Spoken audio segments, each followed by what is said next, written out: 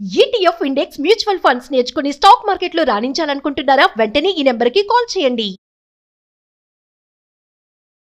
నమస్తే శ్రావ్య గారు. నమస్తే రాధా గారు. సో లైఫ్ లో మనకి టీనేజ్ అనేది నిజంగా చాలా ఇంపార్టెంట్, చాలా వాల్యుబుల్.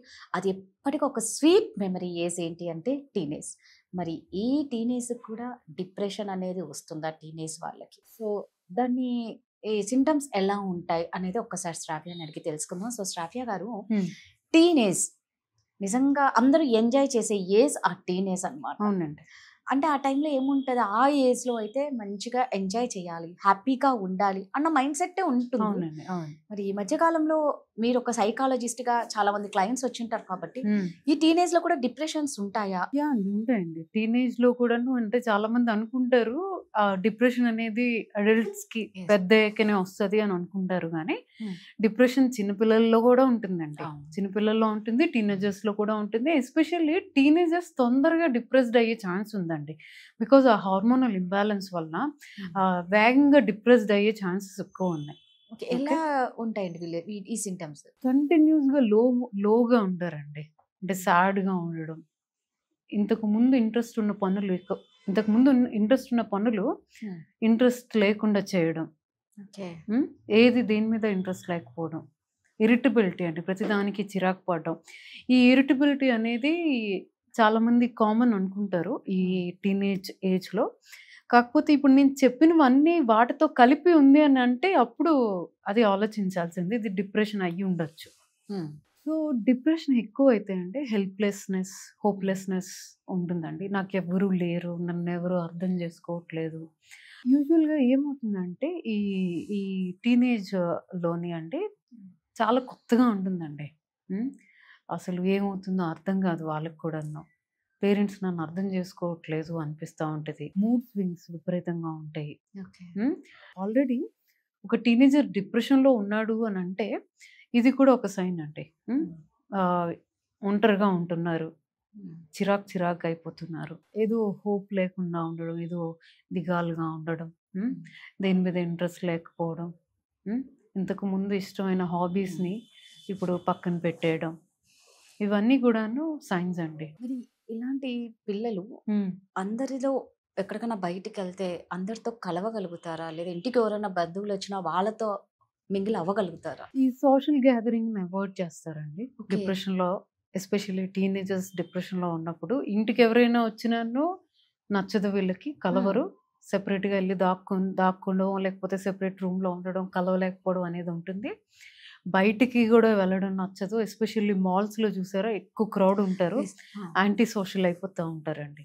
డిప్రెషన్ కొంతమందికి ఒక్కొక్కరికి ఒక్కోలాంటి సిమ్టమ్స్ ఉంటాయండి. యాంటీ సోషల్ అనేది ఒక సిమ్టమ్ అండి. ఎలోన్గా ఉండడానికి ఎక్కువ ఇష్టపడుతుంటారు. ఎందుకు అని అంటే అండి, ఇప్పుడు మీరు చూస్తే ఈ డిప్రెస్డ్ పీపుల్ సాడ్గా ఉంటారు. సాడ్ అనేది వల్నరబిలిటీయే కాదు. నేను సాడ్గా ఉన్నాను అనేది ఒక వల్నరబుల్ థింగ్, ఒక Yes. Weak point. అవును. ఇట్లా మనుషులు వచ్చినప్పుడు యాక్ట్ చేయాల్సి వస్తుంది. నేను హ్యాపీగా ఉన్నాను అని యాక్ట్ చేయాల్సి వస్తుంది. Correct. ఆ యాక్టింగ్ వాళ్ళకి నచ్చదు. దానికోసం మనుషుల్ని అవాయిడ్ చేస్తారు, మనుషులతో కలవకుండా ఉంటారు. ఆ వల్నరబిలిటీ బయటకు చూపించుకోవడం ఇష్టం లేక మనుషుల్ని అవాయిడ్ చేస్తారు. ఎందుకు వీళ్ళు అంతగా డిప్రెషన్ లోకి వెళ్ళనీకి పెద్ద రీజన్స్ ఉంటాయా ఏంటి? అందరూ ఎంజాయ్ చేస్తున్నప్పుడు వీళ్ళు ఎందుకు ఇలా ఉంటారు? అదే అండి, డిప్రెషన్కి మల్టిపుల్ రీజన్స్ అండి. ఈ పేరెంటింగ్ అవ్వచ్చు, ఫిజికల్లీ అవైలబుల్ ఉంటారండి. మోస్ట్లీ ఫిజికల్లీ అవైలబుల్గా ఉండి అన్ని నీడ్స్ తీరుస్తున్నారు. ఉన్న దాంట్లో అండి పేరెంట్స్ ఇద్దరు ఎంప్లాయీస్ అవ్వడం, పిల్లలకి టైం ఇవ్వలేకపోవడం కానీ, ఎమోషనల్ టైం ఇవ్వలేకపోవడం కానీ. మీరు ఏంటి అంటే వాళ్ళ బర్త్డేలు బాగా చేసేస్తారు, ఏంటి వాళ్ళకి అడగకుండానే గిఫ్ట్స్ కొనిపించడం, వాళ్ళకి ఇష్టమైన వాళ్ళు అడగకుండానే ఇస్తూ ఉంటారు. బట్ వాళ్ళకి ఏం కావాలి అది ఒకసారి తెలుసుకొని అవసరమైనవి ఇవ్వండి.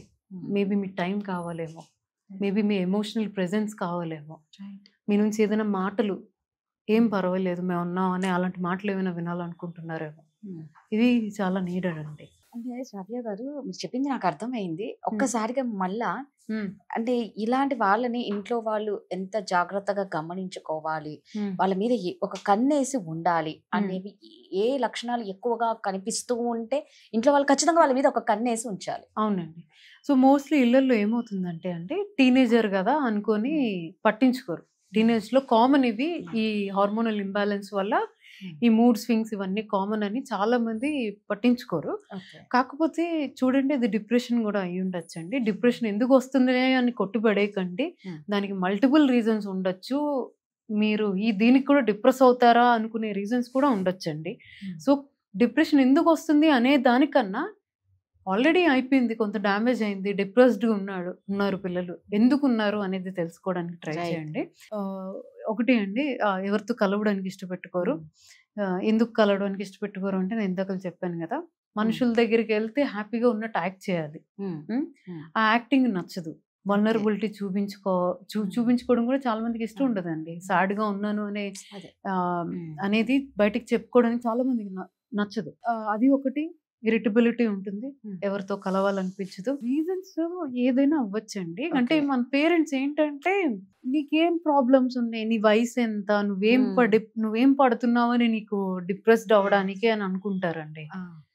సో అంటే నాకు ఒకటే అర్థం కాదండి, ఒక ఆఫీస్ ఉంది, చాలా ప్రెషర్ అయిన జాబ్ ఉంది, ఒక ఎంప్లాయీకి అది చాలా స్ట్రెస్, ఇంకో ఎంప్లాయీకి అది స్ట్రెస్ కాదు. సో స్ట్రెస్ కానీ ఏదైనాను మనం తీసుకునే దాన్ని బట్టి ఉంటుందండి. మీకు ఒక మూమెంట్ మీరు ఎంజాయ్ చేయొచ్చు, నాకు అదే మూమెంట్ నాకు చిరాకు రావచ్చు. రైట్. సో ఇంతకన్నా అంతకన్నా నువ్వేం పడిపోతున్నావు మాకన్నా ఇవి బెటర్ అనద్దండి. అలాంటివి అనుకున్నాను. ఒక్కొక్కరు ఒక్కొక్కలా రియాక్ట్ అవుతారండి ఒక్కొక్క ఇన్సిడెంట్కి కానీ ఒక్కొక్క దానికి కానీ. Your child might be sensitive child sensitive అయితే,